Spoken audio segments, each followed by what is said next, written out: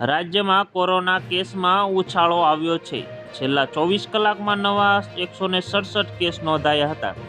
હવે કોરોનાનો કુલ એક્ટિવ કેસો આંકડો 600 પાર થયો છે.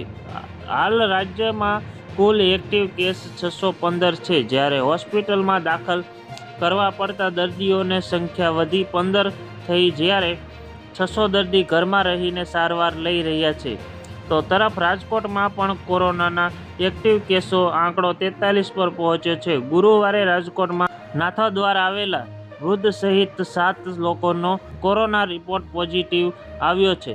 તો ગોંડલમાં કોરોના 2 કેસ નોંધાયા, આરોગ્ય વિભાગ દોડતું થયું છે. અમદાવાદ શહેરમાં કોરોનાએ ફરી ચિંતાનો વધારી છે. છેલ્લા 24 કલાકમાં કોરોના નવા 70 કેસ નોંધાયા હતા, જ્યારે સોલા સિવિલમાં 5 ડોક્ટર પણ કોરોનાની ઝપટે આવ્યા છે. સોલા સિવિલમાં સ્કિન વિભાગના 4 અને ગાયનેક વિભાગમાં 1 મળી 5 ડોક્ટરનો કોરોના રિપોર્ટ પોઝિટિવ આવ્યો છે.